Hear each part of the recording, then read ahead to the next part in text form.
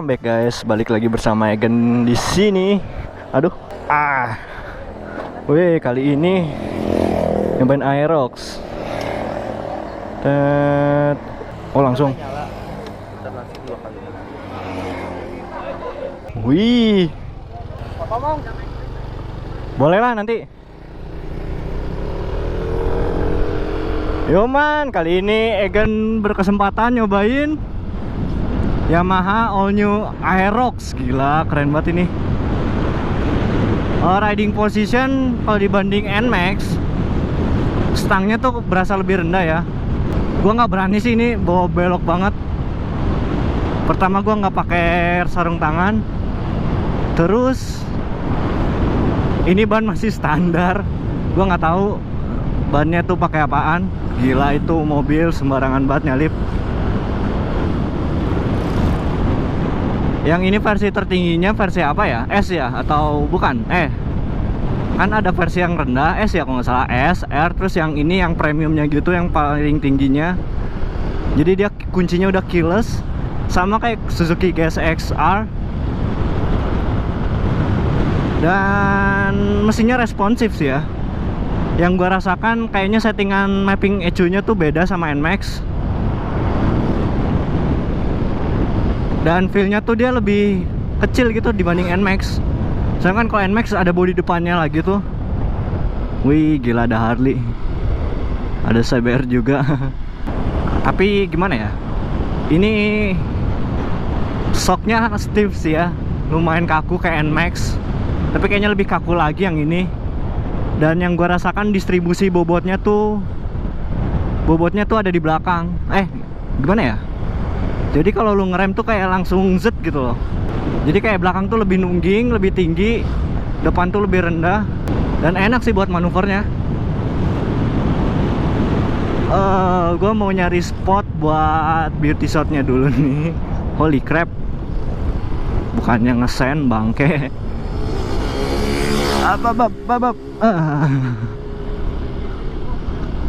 Gue mau nyari tempat yang enak buat foto. Dan ini speedometernya udah full digital. Gila, keren banget sih.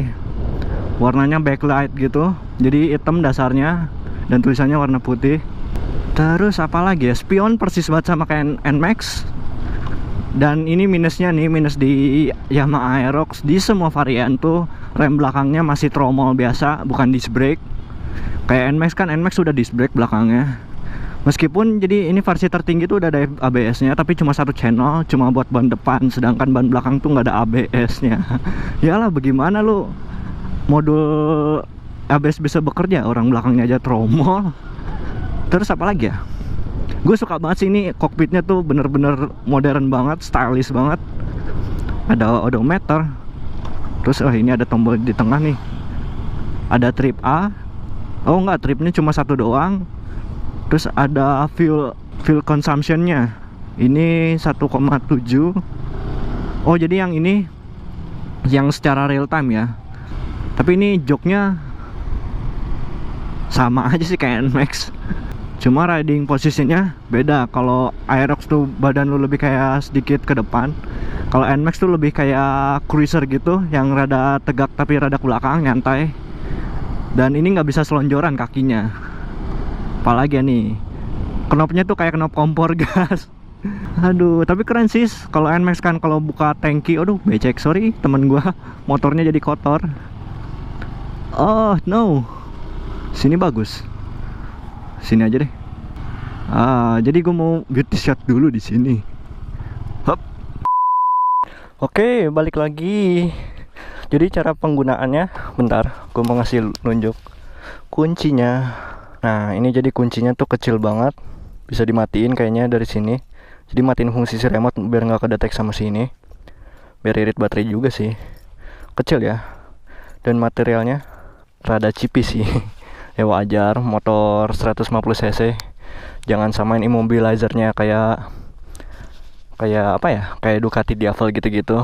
Dan ini yang kayak knopnya, knop kompor gas. Penggunanya kayak itu, kayak Suzuki GSX-R. Pencet dulu baru diputar. Bentar.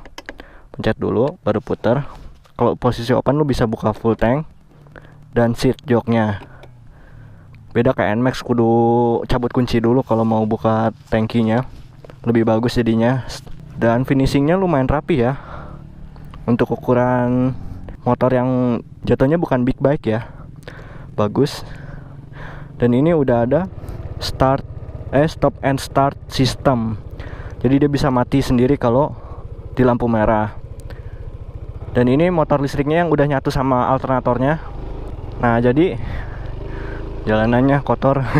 Sorry dah temen gue ini, motornya gue kotorin.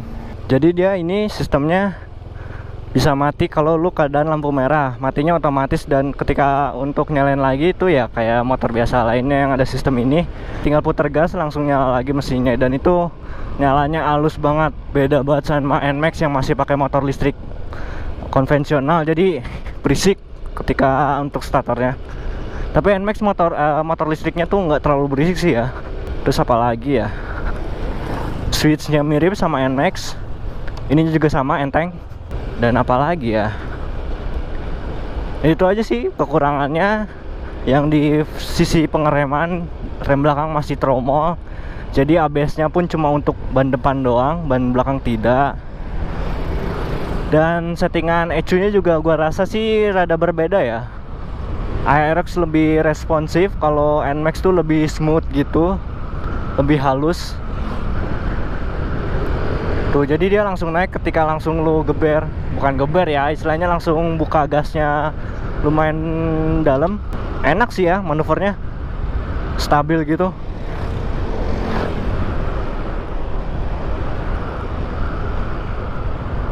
Oke, bismillahirrahmanirrahim. Kita kembali lagi ke jalan raya. Holy crap. Wah. Nah, ini gimana ya? Gua kan waktu itu pernah bawa juga NMAX ke sini, NMAX ibu gua. Kalau di tanjakan tuh kalau NMAX lebih rada sedikit ngedan, kalau ini enggak. Padahal feel-nya tuh gimana ya? Kalau NMAX tuh buat gue pribadi handling ke kiri ke kanannya tuh lebih enteng. Sedangkan Aerox ini sedikit berat bedanya. Holy. Handling yang ini tuh jadi lebih padat sih buat gue pribadi ketimbang NMAX yang sedikit lebih ringan. Tapi jauh lebih ringan GSX-R sih ya. Tapi gue nggak bisa bandingin sama GSX-R karena emang udah beda alam. GSX-R Sport. Kalau ini Matic Sporty atau Matic Scutic Maxi Sporty. Panjang banget namanya. Soalnya dibilang ini motor gede, oke, 11-12 loh sama NMAX. Tapi dibilang sporty juga karena ini bentuknya sporty banget. Ayo bapak jalan. Dan buat gue pribadi, Yamaha Aerox ini nggak saling bunuh gitu sama Scutic Maxi-nya NMAX. Soalnya istilahnya emang beda tujuan pasarnya ya. Ini lebih kayak ke bapak-bapak atau bapak-bapak. NMAX tuh kayak lebih buat touring jarak jauh karena lebih nyantai. Riding posisinya lebih santai. Sedangkan kalau ini stangnya lebih rendah, yang which is itu bakal lebih buat lu kayak badan lu harus condong ke depan ya. Wow, berbahaya menyalip di tikungan. Tapi masih ada ngedennya juga sih ini. Ternyata masih ada ngedennya, ternyata masih ada ngedennya juga sama kayak NMAX tadi tuh. Yang setelah lepas di lingkungan gue masih rada ngeden dulu. Padahal throttle udah gue buka lebar-lebar.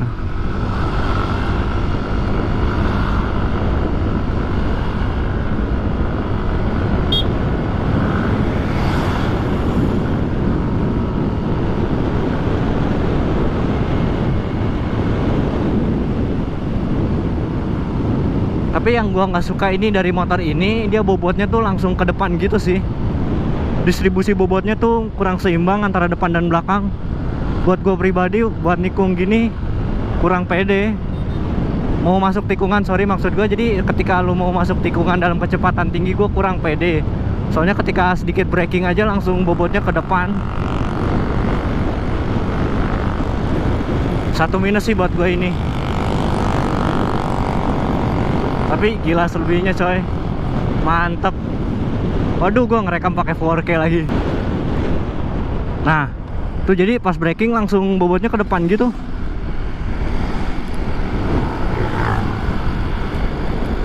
Tapi untungnya sih rem depannya udah ABS ya. Jadi sedikit lebih aman lah. Nggak takut ban depan kelok. Kita muter balik di sini aja lah. Jadi harganya gua nggak tahu ya, sekitar 26 juta kalau nggak salah. Cukup worth it karena ini masuknya juga Scutic Maxi juga ya, karena gede gambot.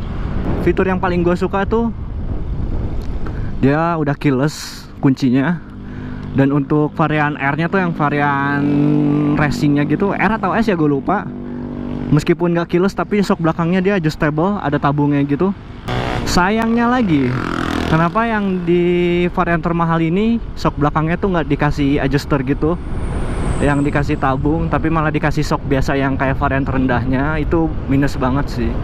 Oh ya, dan perbedaannya lagi, tadi di emblem Aerox-nya, kalau varian tertinggi tuh dia tanpa stiker, stikernya minim banget, dikit banget, cuma kayak tulisan 155, liquid cooled, dan lain sebagainya. Dan tulisan Aerox-nya tuh 3D emblem gitu, bagus banget detailingnya. Sedangkan varian yang lain dia masih stiker biasa, nggak pakai emblem. Oke, jadi sekian dulu video sedikit test ride Yamaha Aerox. Thanks yang udah nonton, jangan lupa subscribe dan like kalau suka video gua, dan pantengin terus channel catatan si Egan. Egan mencabut, bye bye.